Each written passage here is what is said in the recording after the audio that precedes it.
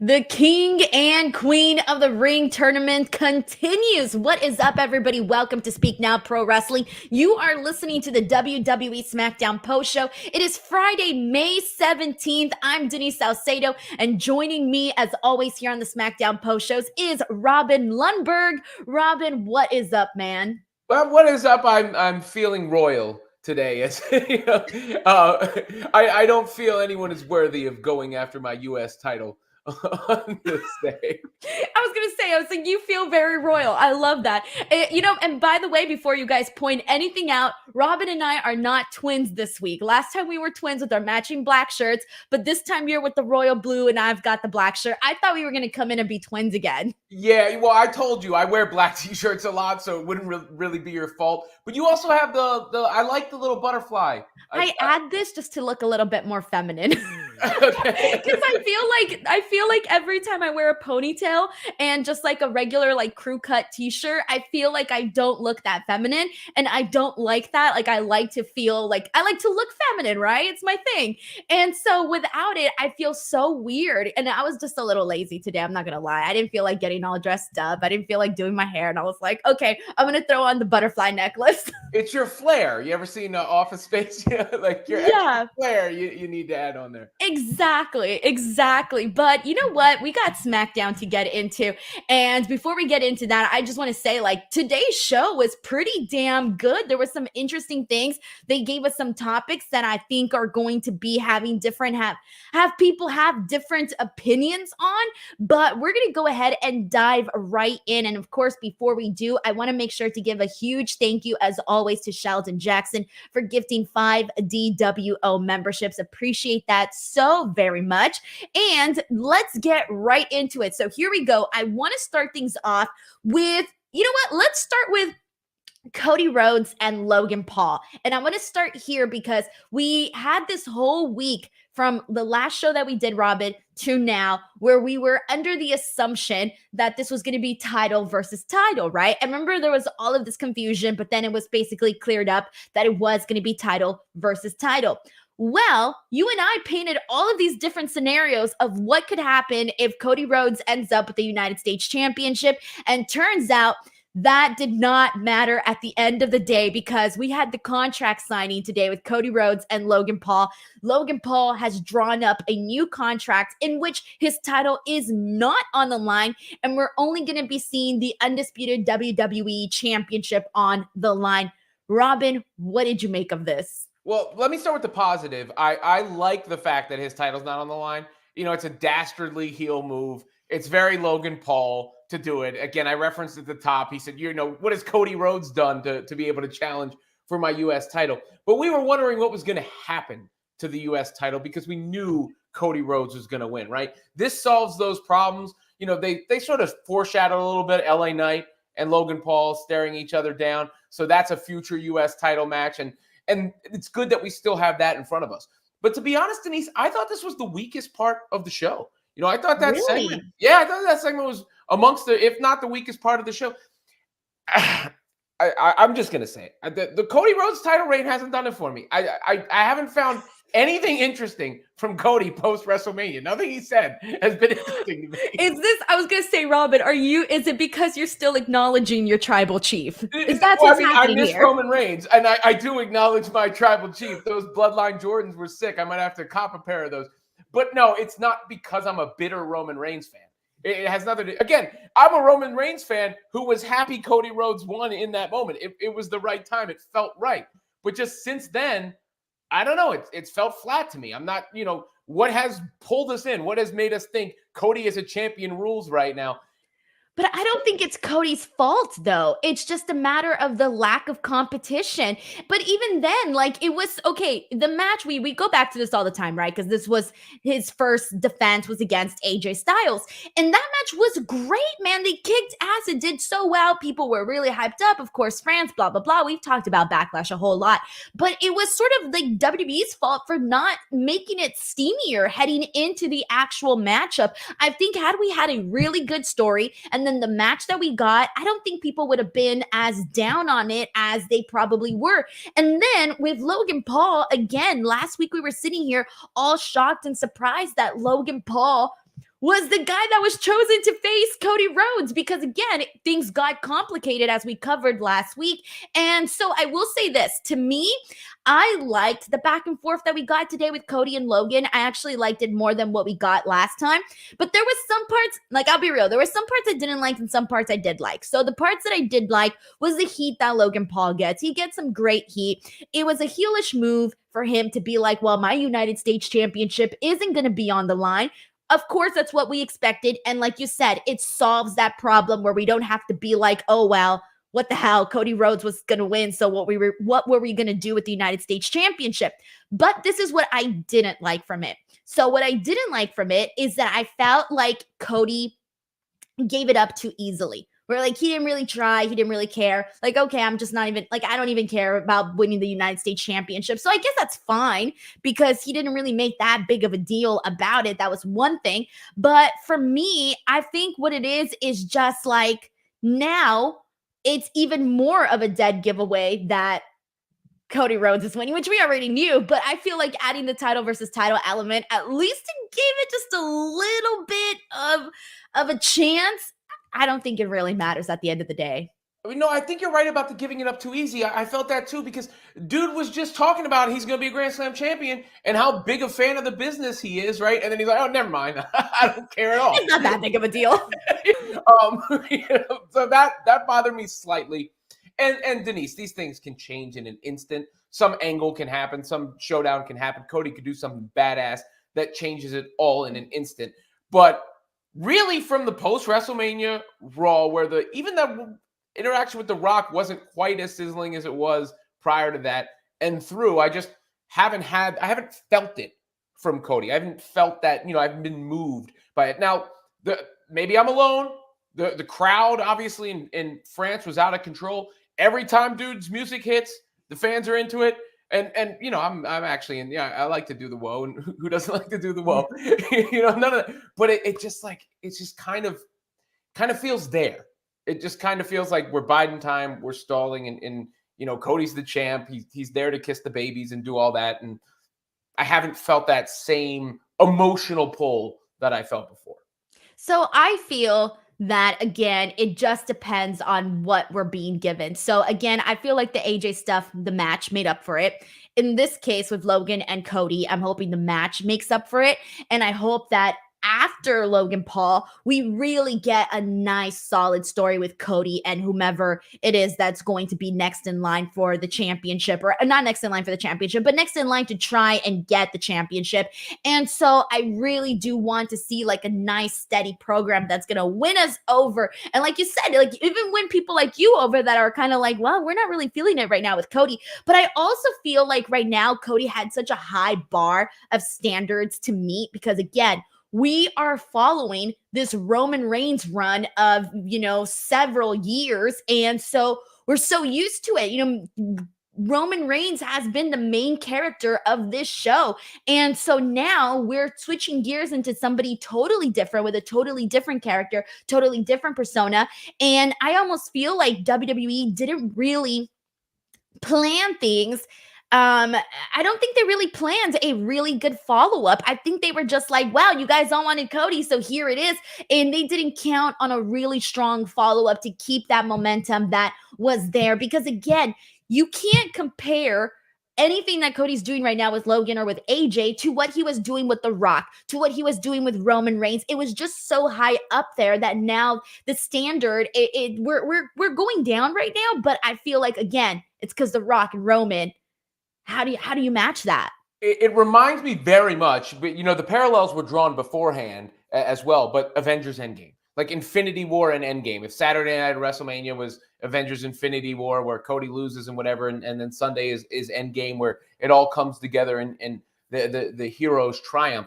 But Marvel had built to that for so long, starting with the original Iron Man, threading all those movies together, just creating this epic saga that had people going bananas in the movie theater. That was a wrestling pop when Captain America got Thor's hammer to come to him, right? Like that was like when The Undertaker's gong hit at WrestleMania. And then after that, people are criticizing Marvel now. Like, oh, do they have a direction? Where are they going? It isn't until the Wolverine and Deadpool movie has a lot of hype.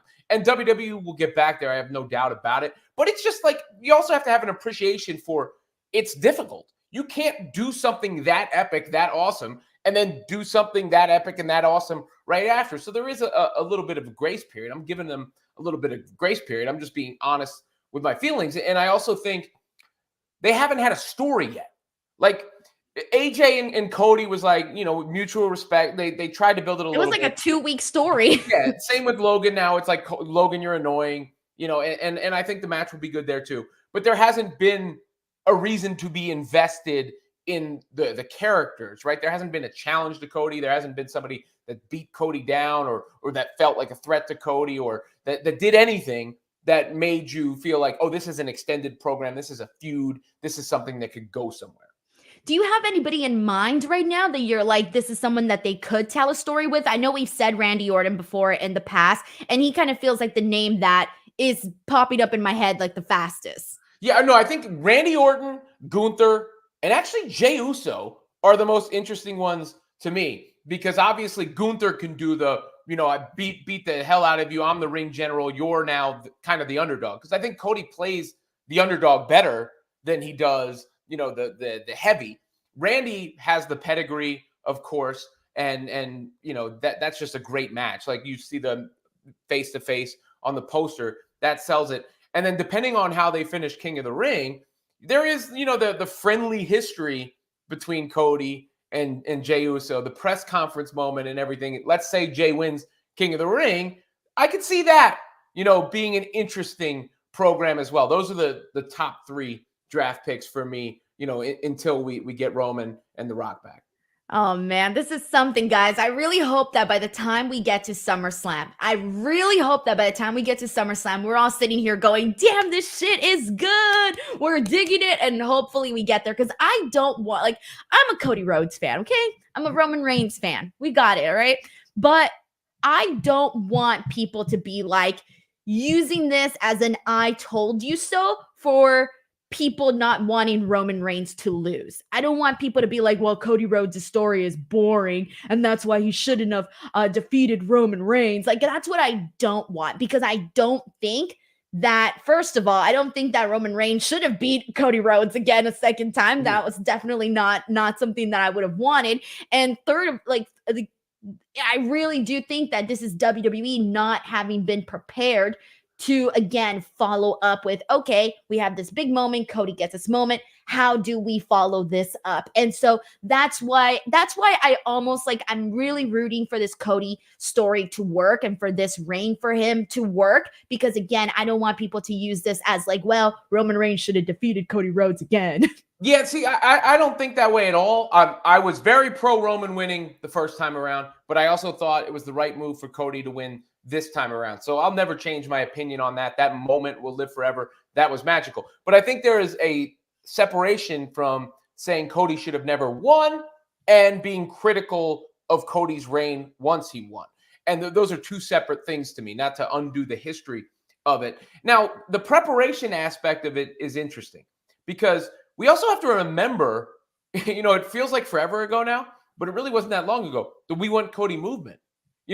None of that stuff, I honestly don't believe any of that was planned to go the way it went. I think that was a pivot. I think, the reaction to The Rock. It's like we haven't gotten the documentary yet. They're editing it. They're trying to make it into a story that makes sense for the narrative they want to feed to us. Exactly. So if that was the plan, if originally it was going to be Cody and Roman and CM Punk and Rollins and The Rock comes in and it all changed, whatever the case may be, if that was the plan, then they probably had to ad-lib or alter off whatever their original plans were for immediately post-WrestleMania. And then again, WrestleMania is the big one. They build towards SummerSlam, which is the next. They got SummerSlam in that massive stadium, right? Like in Cleveland. It's all those fans. I think Roman's being advertised for SummerSlam. SummerSlam's going to be huge. We've gotten these builds to, we still need to see the payoff for CM Punk and Drew. That hasn't happened yet. The eventual Jade Bianca match, that hasn't happened yet. The return of Rhea Ripley, obviously that hasn't happened yet. the return of Roman Reigns. Obviously, that hasn't happened yet. The Rock and Cody. Obviously, that's going to happen at some point. So there are all those embers in the fire, right? Like that's all going to happen. So it might just be, we're here. We do this, right, for the fans who are dissecting it and reacting to everything. And maybe sometimes you also just have to like pump the brakes a little bit and realize it can't all be WrestleMania. Like like you have to. So I'm almost talking out of two sides of my mouth here. Because I feel you because you get conflicted, right? Like you're conflicted with certain things where it's like, okay, this works, this doesn't work. How are we feeling about this? Where's this going? And like you said, not everything can be WrestleMania, especially right now. This is usually like the down period. Once you're coming off of WrestleMania, things slow down, and we know things don't get hyped up till SummerSlam, and then afterwards it's not, maybe Survivor Series, and then again once we get to Royal Rumble, we start WrestleMania season again. So this is the period where it's not, it's not all fireworks. Yeah, so exactly. So I have that in mind, but at the same time, if I'm being honest with the audience and telling you what I feel when I'm watching, the Cody Rhodes reign so far has not done it for me. Like I'm trying to remember one thing he said since it's happened, other than what do you want to talk about?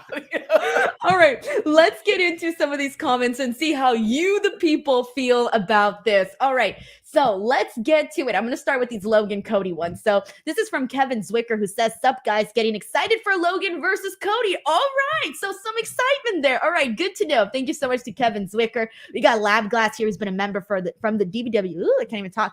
Been a member of the DWO for 4 months now, who says woohoo, and also gifted 5 DWO memberships. Thank you so much for that. Seriously.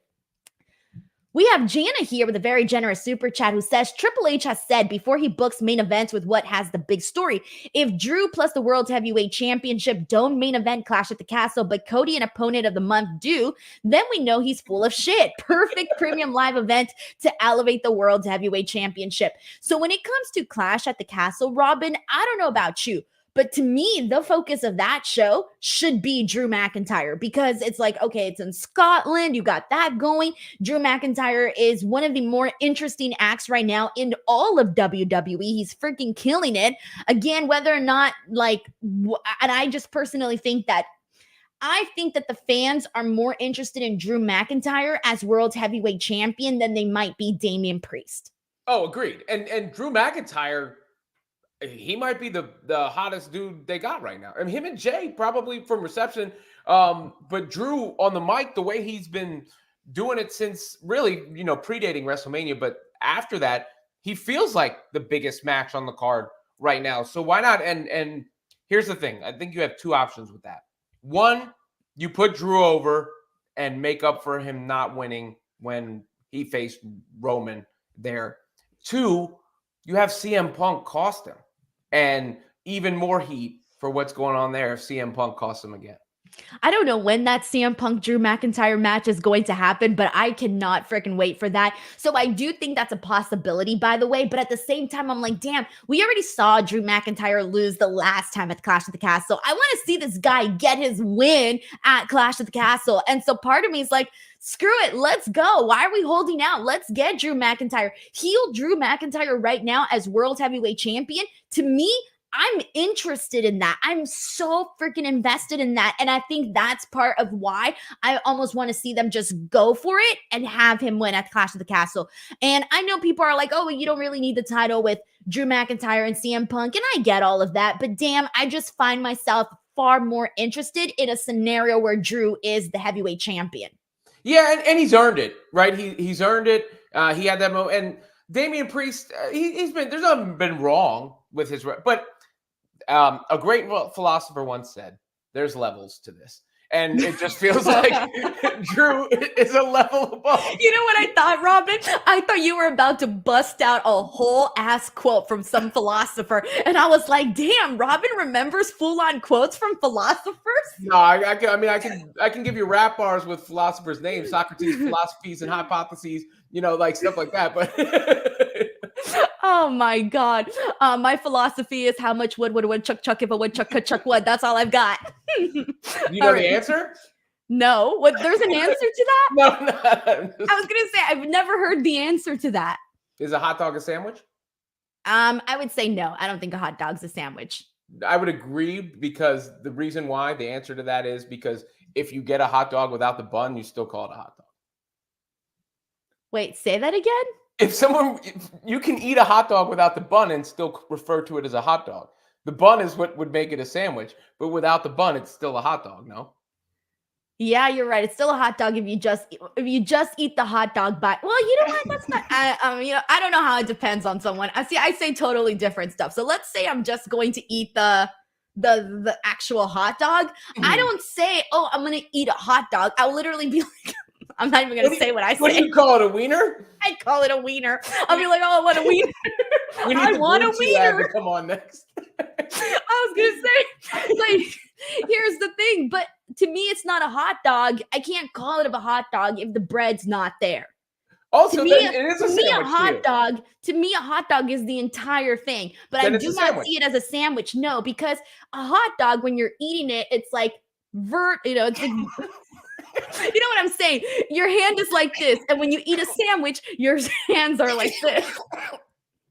And that is how I decipher a hot dog versus a sandwich. I see. I didn't know it was the hand position. Yes, the relative hand to the bread. position is important. Okay. Okay, if you're doing this, it's a sandwich. If you're doing this, it's not a sandwich. Oh my God, guys. All right, so where the hell am I at with this? Y'all ask me now. All right, we got Kevin Zwicker who says Robin is turning heel on the Cody Crybabies. Yeah. I'm sorry, Cody Crybabies. You can you can prove what you truly are if you're that upset about it. Go ahead. Lab Glass says they didn't build any heels for after the win. They didn't. They honestly didn't. That's on them, man. Cody can only control what he can control. Yeah, and look, I mean, Cody's he's excellent in the ring and everything. It's just, I'm just waiting for why. What's the spice? What's the identity of your title run right now? And so far, I just feel, he's sitting there. What do you want to talk about? I like wrestling. I like you. My dad used to wrestle, and that's where we're at. You're like, I can write the Cody promos now. Yeah. Oh, man. David Primero says, oh, we'll come back to David in just a second. I'm trying to get the Cody ones out of the way first. We got Steven Marchulli here who says Cody still has match with Orton, Gunther, Reigns to heat up his title reign. Yeah, those were some of the names Robin just mentioned, and I do agree. The eventual Gunther match is the one where I legitimately would think that Gunther could have a chance at winning and defeating Cody Rhodes. We got Sheldon Jackson here who says the whole Logan Paul Cody Rhodes segment truly could have been an email. I'd rather see Cody as a double champ and truly being the workhorse. All right, first of all, how the F would that email go down? You suck, you're annoying, and I hate you. And then on Logan Paul's side, I ain't putting my title on the line, buddy. Yeah, I mean, I guess that's really the crux of the email. If sign it on DocuSign, sign the contract on DocuSign. He signed this contract. I'm not defending my championship. All right. To a certain degree, yes, you're right, Sheldon. It could have been an email. A heated one, though. To whom it may concern, Mr. Rhodes.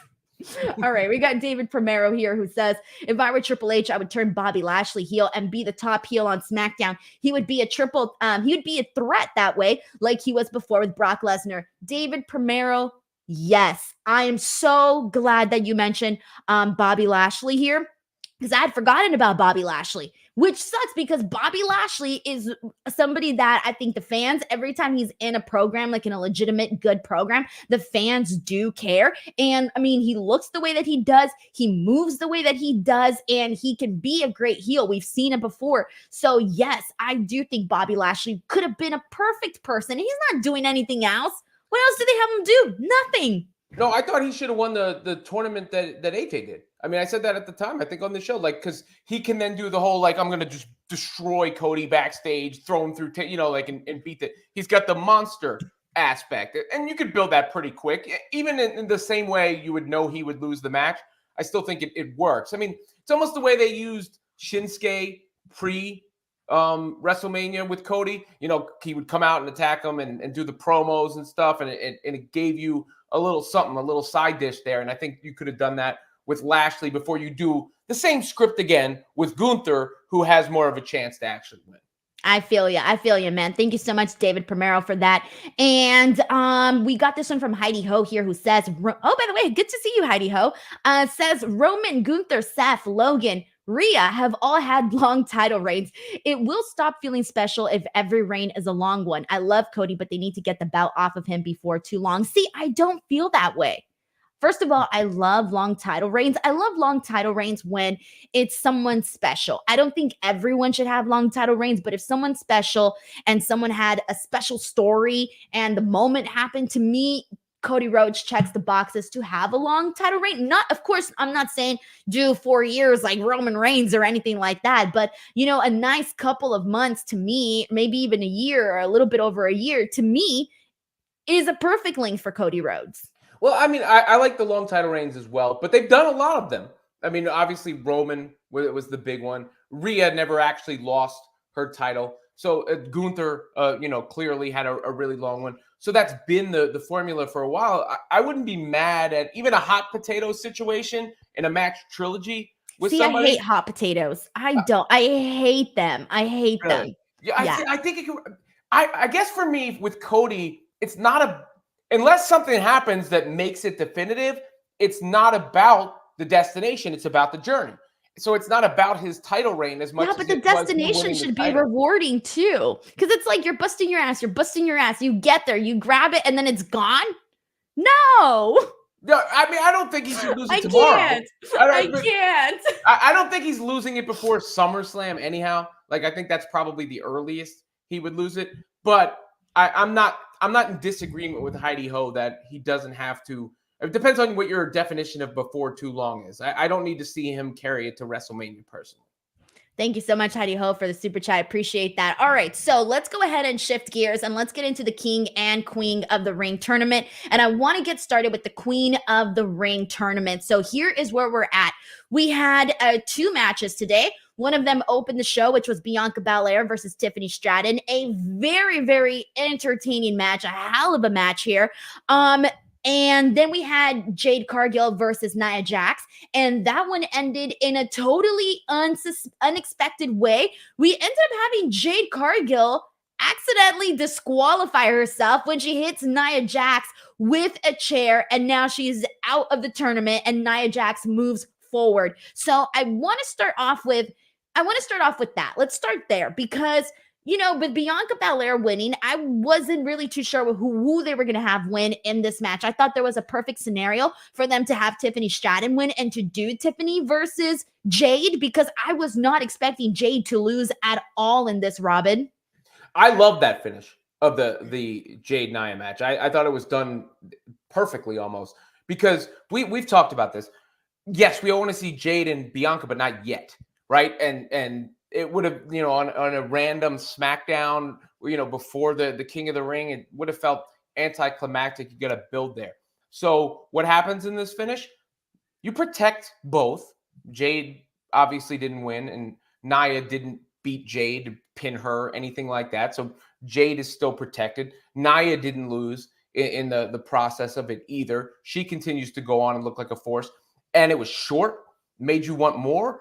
They start the brawl. And I realized, okay, we could have Bianca beats Nia, and then you have a Jade Nia program, or some way we get to a Jade Nia program. And I feel like Nia is the perfect first extended program for Jade. The size, the way that they can work in that physical way, and then Jade can look even more like a superhero in beating and besting Nia. So I think that's a good first feud. So I like the way that they did it. By avoiding the Bianca and Jade confrontation too early, continuing to, push Nia as a bit of a force and set up a future feud for Jade in the process. I think, and while her not actually taking a real L, because nobody, it's not the kind of loss that anybody remembers as far as her getting beat. She's still on that dominant tier. So I like the part where you said the extended feud, right? Because Nia Jax, like you said, is the perfect person to tell this story for Jade's first real feud in WWE against Nia Jax. And of course, we saw that start to happen from the very beginning, from the Royal Rumble until where we're at now. Love that. The reason why I cannot agree with the fact that I cannot say that I loved the way that this ended. And you want to know why? My biggest pet peeve is making people look stupid. I don't like that. I don't like people being made to look dumb or anything like that. And so I didn't like that. Of course, I get it. Everyone's going to argue she's caught up in the heat of the moment and she hits her with the chair. But it's like, to me, it's like, come on, Jade, like you should have known better to do that, because then your ass is going to get disqualified like you did right now. And so to me, Nia Jax outsmarted her. And I don't like that. I don't like when baby faces look dumb. That's one of my biggest pet peeves. And that's why I did not like the way that that went down. But of course, I did like the aftermath. I get the aftermath was great, but I did not like Jade getting herself disqualified in that fashion, because I thought that it made her look dumb, and I don't like that. I do not like that. See, I didn't take it the same way, because Nia swung the chair at her. You know, so she caught it. She stopped it. She could have stopped it, been like, toss the chair, get in the freaking ring, and grab your hair, get in the ring, finish this match, kick your butt, go on from there. But the thing with their kid happened right before that, where Nia told her, she called her stupid. That was great. And then she catches. So to me, it was a bang bang thing. It'd be one thing if like she went and got the chair, brought it over, and then hit her and got herself disqualified. To me, it was done well enough as like a boom boom sort of situation. Heat of the moment. Yeah, I didn't think of it as a. I don't know. I didn't think it made her look dumb. See, and I did. I was going like, oh, come on, not like this. Like, this is not the way to lose this match, especially not for Jade, because again, I've been loving the booking of Jade that they've been doing with her. She's looked like a powerhouse. And so I want her to be a powerhouse in body and mind. So that's where I'm at with this. So again, I know why they did it. I knew that's what I thought was weird. I'm like, okay, we're definitely not getting Bianca and Jade Cargill this soon. Like, that's not happening. And so that's why part of me, I would have preferred to see Tiffany Stratton win against Bianca Belair, so that we could have seen Nia Jax lose to Jade Cargill and see Tiffany Stratton versus Jade Cargill. I personally would have preferred that order of events a lot more. So with that being said, we're now sitting here with what we've got with the women's tournament. So over on the Raw side, just as a reminder to everybody, we have Io Sky versus Lyra Valkyria. That is going to be the match that's going to determine who will be in the final. So we got our semifinals match there. For the women, it is now going to be Bianca Belair and Nia Jax. So, Robin, where are you at with who you think is making it to the finals and who you think is actually winning Queen of the Ring? You know, this is interesting to me because I'm not sure the direction of it. Like, I like the finish to the Jade Nia match, but you know, with the men's side of things, when we get there, I feel like there's two clear directions they could go. This one, I'm not really sure. I think most likely you get Bianca and Io Sky again, and in this scenario, maybe Io Sky gets the win again. You know, after losing to Bayley, and because where's she going to go in the pecking order of things? So that is the most plausible thing to me at this point, but I'm not quite sure from a building and a story purpose and an elevation purpose where they're going here. Right. So my best guess for this is going to be that Nia Jax defeats Bianca Belair, because like we saw, they're playing up the whole her left knee. That was the whole part of what played into this match with Tiffany Stratton. Tiffany Stratton kept attacking that left knee of Bianca Belair, and they even said it. She's not 100%, but she's going to continue moving forward in this tournament.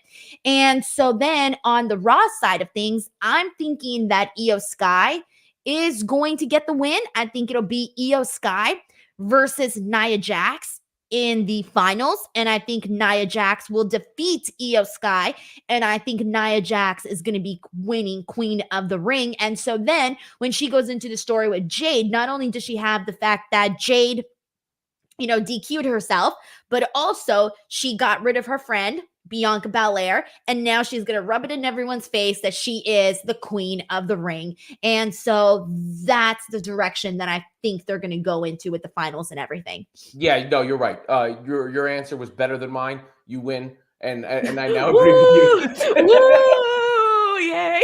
But see, like, I was wasn't expecting Nia Jax to win Queen of the Ring. Like, I was expecting this to be Jade Cargill. But Come on now. It works on several levels, though, that way, because it does allow, then Jade gets to overcome the Queen of the Ring on top of it. You don't want to see Nia as Queen of the Ring? No, I don't. See, this is another one we disagree on, because I like what Nia's done since she's come back. I think, she's done a good job, and she just, she has a presence. Like, you see her and you think she could destroy people, and they've done a good job so far of cashing in on that, building up on that. And I thought she did well in her match with Rhea.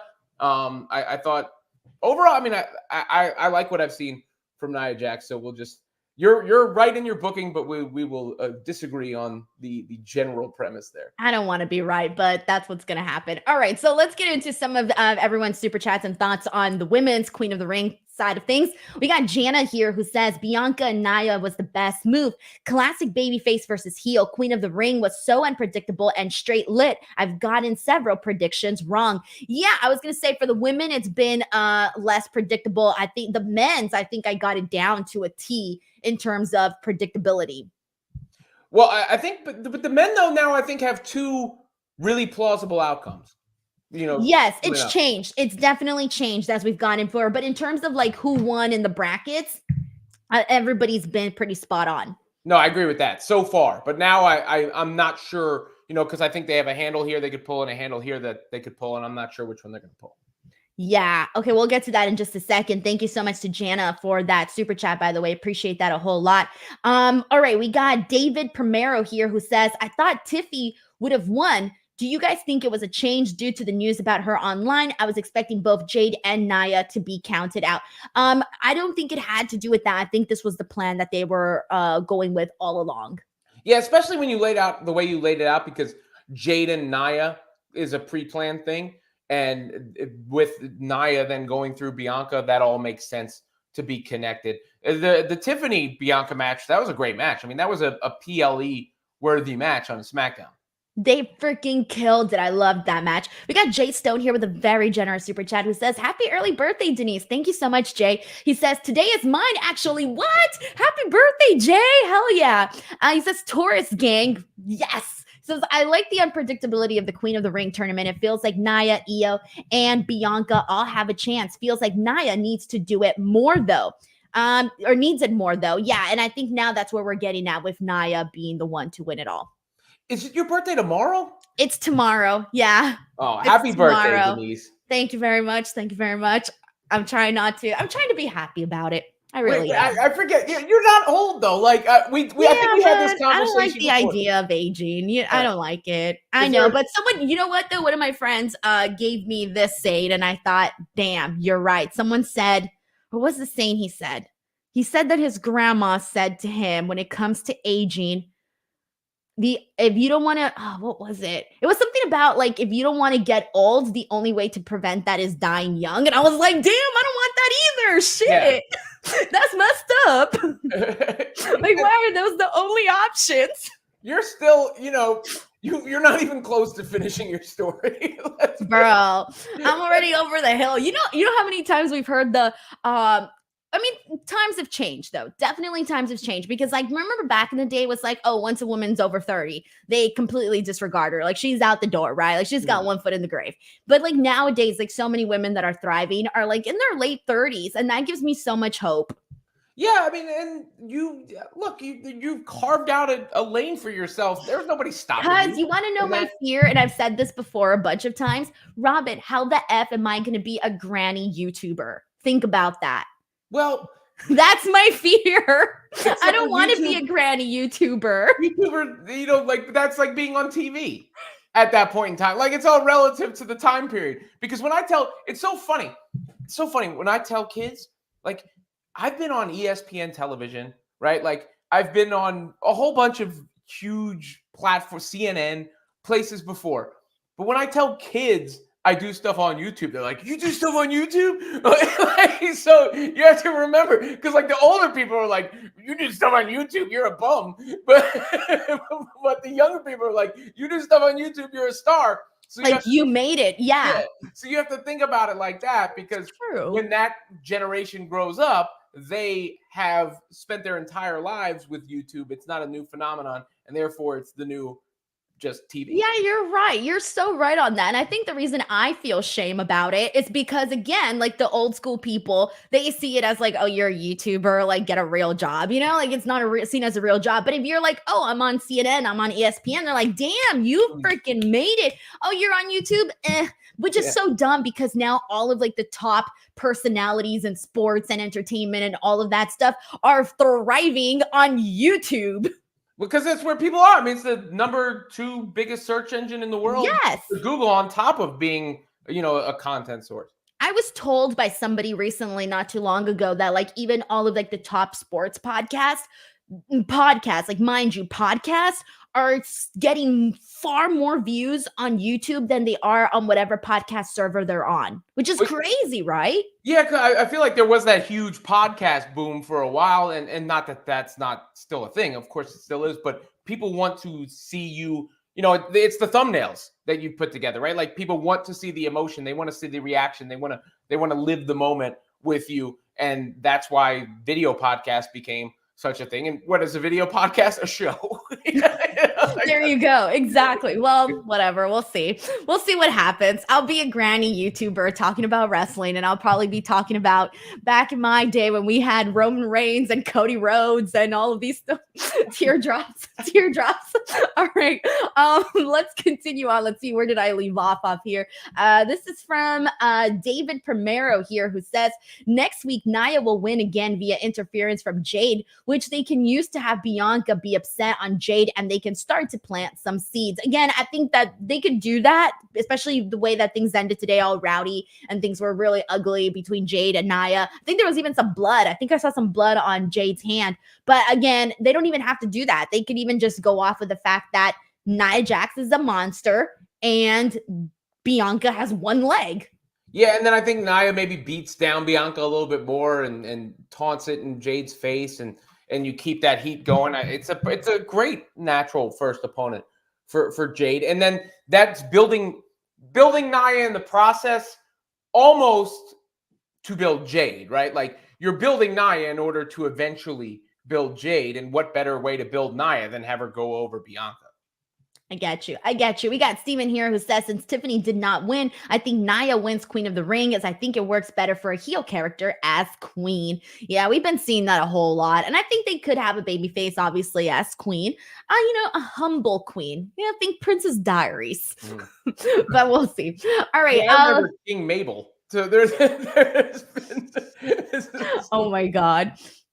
Let's see what we got here. We got Jana with a very generous super chat who says, World Heavyweight Championship will be seen as legit by the end of the year. The World Heavyweight Championship has the best feud storylines looking forward. People say storytelling is everything. Some might grow tired of the WWE title's predictability.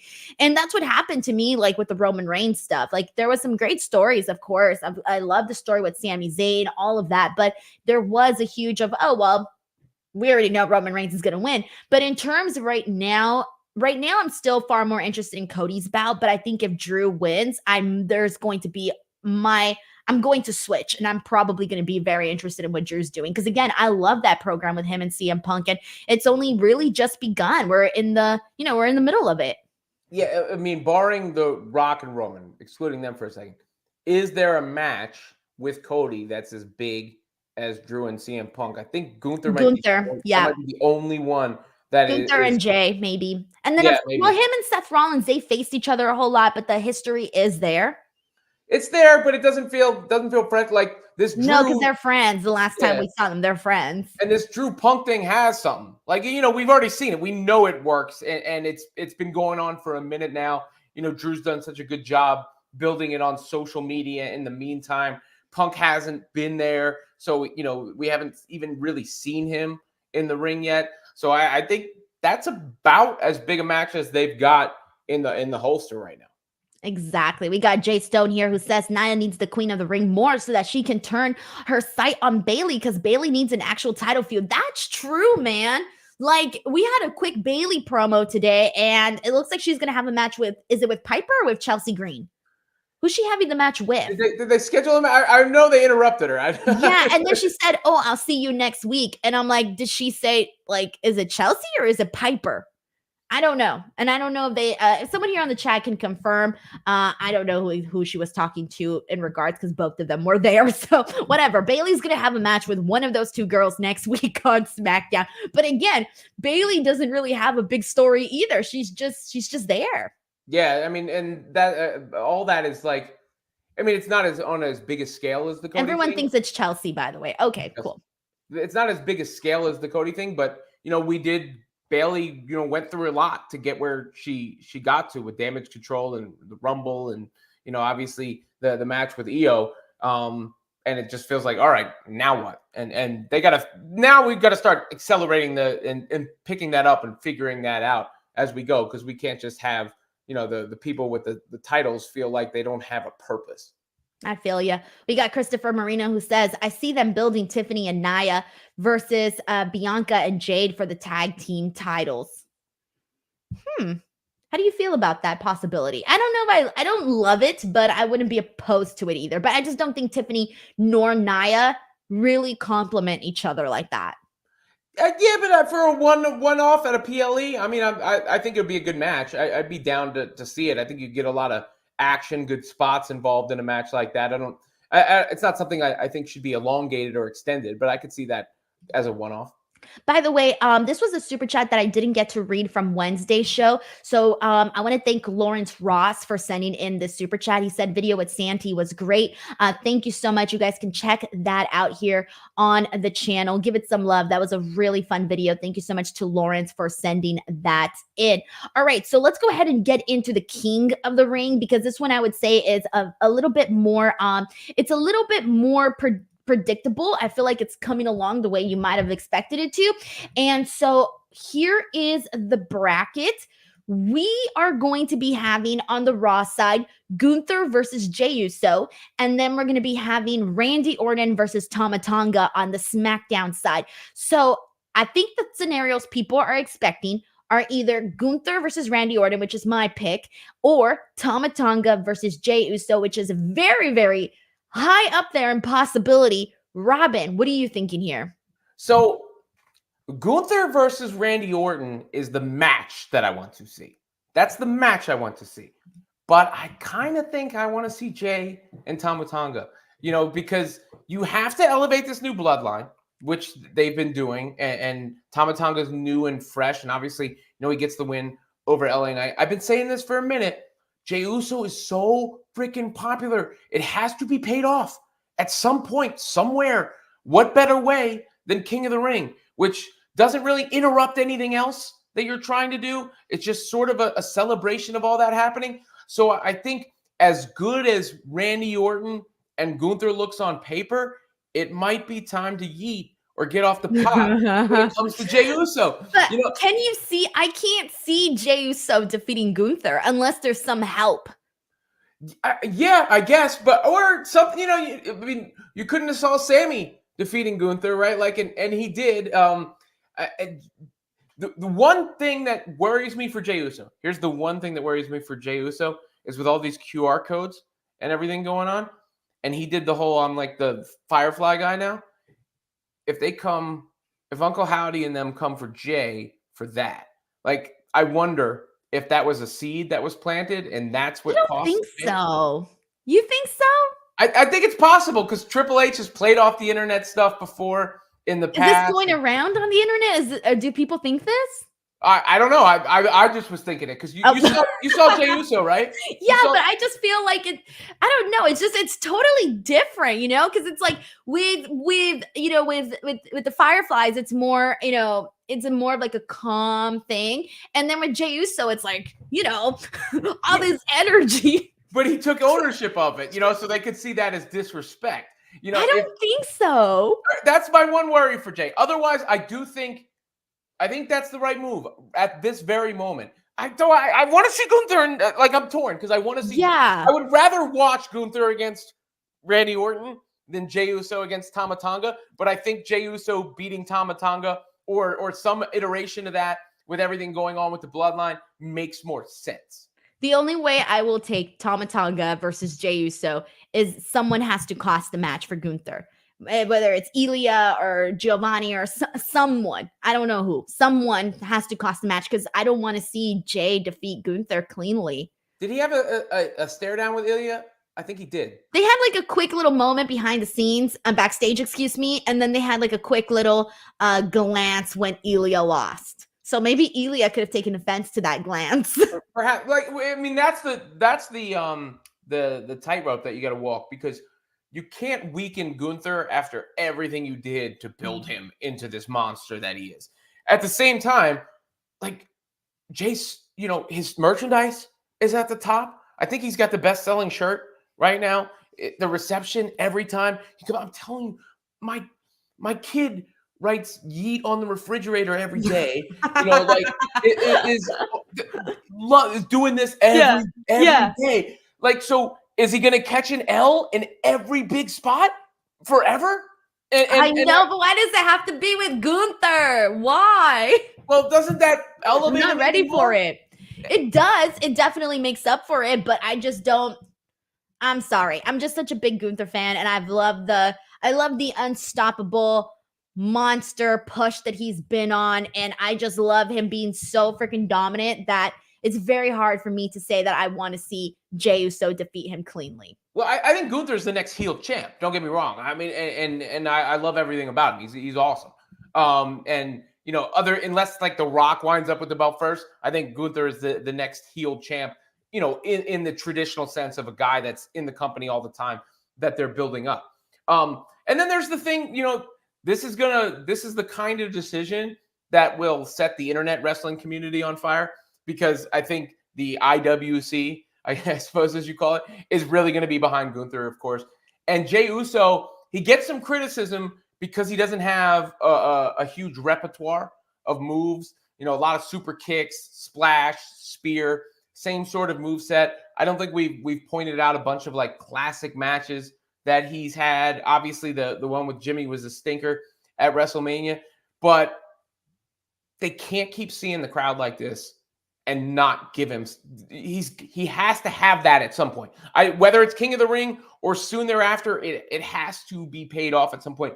People like him too much, and to me, King of the Ring feels like something that wouldn't derail your future plans for anybody else, and can give him that bit of recognition. Yeet, and he's gonna have yeet on his crown. Yeah, exactly. All right, let's see what we got here. We got Dominic Carranza, who's been a DWO member for 6 months, who says Cody has what we hope KC has. Oh, Kansas City has Super Bowl hangover. Oh, I feel you. All right, we got Lawrence Ross here with a very generous super chat who says, great show. Thanks for catching the super chat from the last show. Looking forward to Busted Open tomorrow. Happy birthday. Thank you so much, Lawrence. And yes, I always feel bad because sometimes people's super chats come in after the stream ends, and I'm like, no, because I try not to let that happen, but sometimes it just does happen. But if that ever happens, I screenshot and save for the next show and, move on from there. But thank you so much, Lawrence, for the generous super chat. I appreciate that a whole lot. And I'll see you tomorrow on the show as well.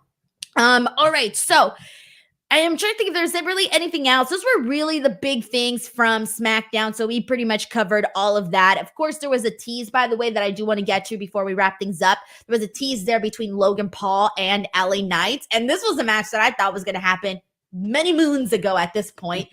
So I feel your like grandma YouTube moment. Many moons ago, when I was a young 30-year-old. I was making some peach jam, knitting a sweater. Watching my old Anderson matches on the. I can't, Robin. How depressing. I'm gonna be the grandma who I don't even know how to knit. I just feel like there are certain things you just learn once you get old. I'm hoping that I just magically learn how to knit. Do you remember Bruno Sammartino? Oh my God. There's gonna be a day. Let's just say that I'm like 80 years old and I'm still doing YouTube, right? Talking about wrestling. There's going to be a day where I say, whoever the new champion is by then, that all the kids love, I'm going to be like, well, he's no Roman Reigns, like comparing him to someone of my era.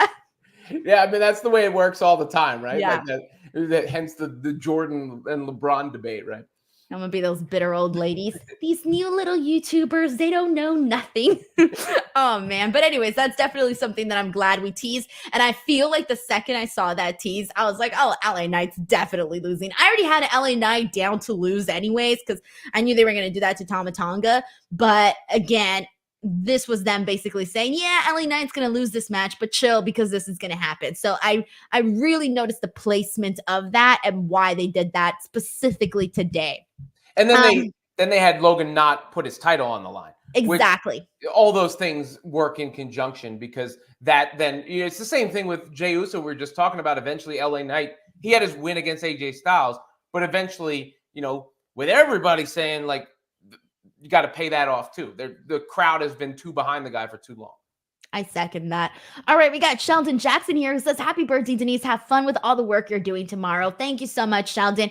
Friendly reminder to any of you guys that are in the Ontario area here in Southern California, if you guys want to go over to Comic-Con Revolution, I will be hosting 2 panels tomorrow, one with Samoa Joe, one with Trish Stratus and Lita. It's my first time ever hosting a panel of this magnitude of this thing. Like, I've never hosted a panel like this before, so I'm very excited.